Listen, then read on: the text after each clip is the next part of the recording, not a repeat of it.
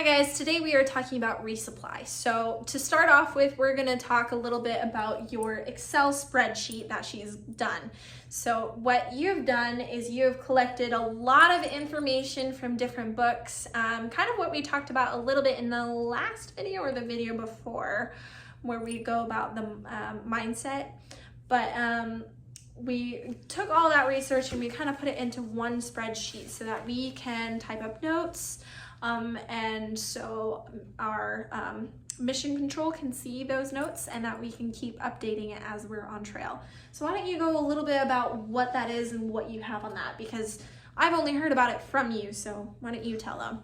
Okay, I have taken Yogi, Jackie McDonald's book, and probably 3 or 4 different websites plus countless YouTube channels, and I have collected all the information about people, what they said was a good resupply place, what wasn't a good resupply place, things that have been closed, things that have burned down, things that no longer in business, all of those things, and I put them in an Excel spreadsheet, a Google spreadsheet that she can have on her phone, I can have on my phone, and my husband or mission control can have here at home. And I have literally typed all that information into the spreadsheet, even so much as putting down office hours, business hours, phone numbers, addresses, how far away it is from the trail. So if we're coming up upon a town, we say, hey, listen, we need a resupply here, or we can resupply tomorrow, which town is closer, and we might find out that the closer town doesn't have a good resupply and we really need a good resupply. We have that information at our fingertips while we're on the trail, and all it is a spreadsheet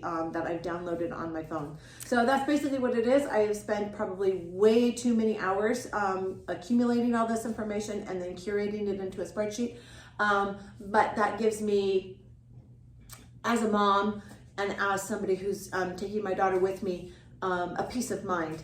And I'm an over planner. Anytime we go on an adventure, I have over planned, but that way I am able to, if anything, speed bump comes up or a change of plans, I can change plans because I've over planned, and therefore I know what we can do in this scenario or that scenario or this scenario or that scenario, and I can keep my wits about me. So that is the nutshell of it, but that also led us to where should we have mission control send us things, because there's a few things that we do need, like where should we have him send our microspikes and or our ice axe, and so that's all on the spreadsheet, and literally all he has to do is open it up and he can find it. Something else that's on the spreadsheet is in a different tab is where our stuff is here at home for him to send. Like, where can he find our microspikes? Where can he find an extra toothbrush if that's what we want him to send us, or food, or my contacts, or medication. All of that is in a different tab on the spreadsheet, and it tells him what baggie can be found and where it can be found. And inside the baggie we have put notes like when he's sending us food, like how many granola bars we would like of each kind sent to us. We don't need all the chocolate covered granola bars sent to us in the heat of the desert, so just 4, 2 for her, 2 for us, and we'll eat them before they get melted. So we've got a little baggie system going on as well, so that he knows what to send, and we can request, like, hey, listen, we need baggie F sent to us because it has this in it, because sometimes he doesn't know, especially when it deals with lady things. Yeah, and so another big thing to note is that we don't want to resupply or have our resupply sent to us every single town. So one thing is that can be super costly, and second thing, you don't want to have to rely too much on mail drops, because the mail offices have set hours. You can't just go every time or any time in the day and pick it up any day of the week. There's too many stories of people relying on a mailbox drop that ended up they couldn't get because they didn't realize it was closed on a Tuesday and that's the day they were in town. So now they have to stay an extra day, and it can be a logistical nightmare. So it's really important to research the towns beforehand to make sure this is when this is open, this is when I can get there. And then if you know the town is big enough and they have a big enough like supermarket that you can get a resupply just at the market, that is a good way to go. It saves money and it saves time and it saves pressure from having to be there at a certain time. And on top of that, we're supporting local communities, and as a small business owner myself, she owns her own business too. We really do want to support these small businesses, but there are a few things that these small businesses don't have, like they don't have all my medication. So those things will be sent to us by Mission Control. So there's a few things that we will get from Mission Control. But for the most part, we will probably be doing most of our resupplying in town. We both do not have any dietary restrictions other than what we like and what we don't like. But for the most part, dairy, we probably shouldn't consume as much dairy as we do. But and that's I have to just be careful what seafood I eat, but But I mean, there's not much seafood on trail. But other than that, we're pretty good with going to a grocery store and even a convenience store. It's not the healthiest, but if you can eat healthy while you're in town, the 2 or 3 days that you're on trail and you're not eating as healthy, it all kind of evens out. You know, my business motto is moderation in all things. So. Yeah. And the other thing is there are some towns that don't have a good enough supermarket. Like there's one in Washington, I think in Stehekin. You can't resupply. You can't resupply there. They have one bakery. They only have one really good food source, which is a bakery. And other than that, it's very small amount and limited amount of food that they have there to buy. And so that is one where you'll either need somebody to send it to you or somebody to even drive it to you, like Mission Control might do for most of Washington. So that's something to keep in mind. Now, the next thing I want to talk about is your boxes that you do. So a lot of people will pre-package their boxes at home. You heard what we're going to do. We're going to do the bag system where we just tell him what we want and he'll fill it. But if you are going to fill it at home and you have somebody who can send them to you later on, do it so that you fill them and don't tape them shut, because you don't know what you're going to eventually end up putting in it. Now, the other thing you want to do is you want to make sure that your regular name, the one that's on your ID, is somewhere on the box, of course with your home address, but ours don't have that yet.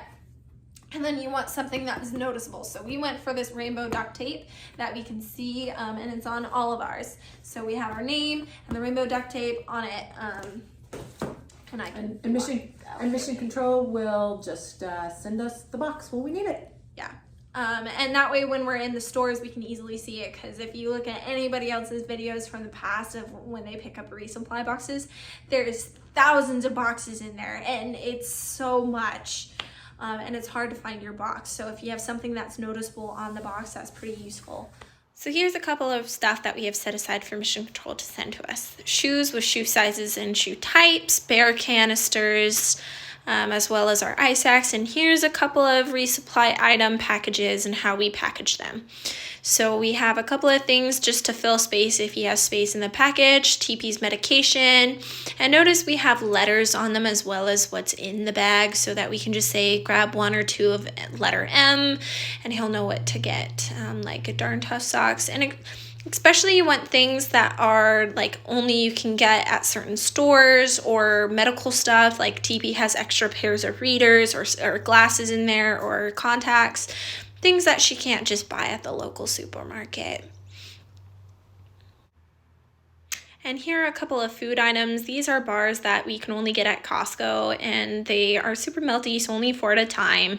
And then we have our duct tape that we use, some hot chocolate, which yes, of course we can get at the stores, but might as well fill space. And TP decided to grab some Girl Scout cookies so that Mission Control can send us some yummy goodness on the trail.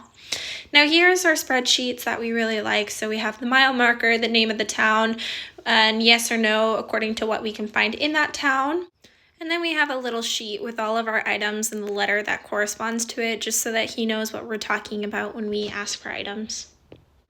And it's always a good idea to taste food items before you send them to yourself on trail to make sure you like them. So this is a list of our ratings for food and what we like and dislike.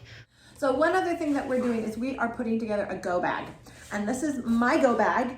And it's not completely done because I have a pair of leggings that I want to put in here, but I want to wear them for the next little bit because we're not on trail. But it has a set of basically town clothes that my husband can bring us when he comes to visit us.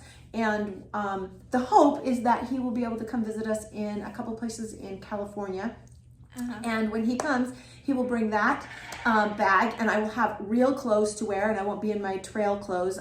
Some real underwear, some real shirt, a pair of nice baggy leggings, some different socks, some face stuff, some toiletry stuff, toiletries, some deodorant and all that stuff. But I mean, I don't need to buy that for just like the 2 days there. Yeah. So I'm gonna have him bring it to us if he comes and visits us on trail. She's gonna put together her go bag, and it's just, it'll be as simple. He can take it on the plane, or if he's gonna drive to us, he can bring the stuff. And if we're gonna have a more than 24-hour visit, I will have face wash and moisturizer, and it'll be nice. We are filming a Q&A video the day before we leave on trail, so if you have any questions, put them in the comments and we will answer them in that video. And with that, we'll see you on the trails.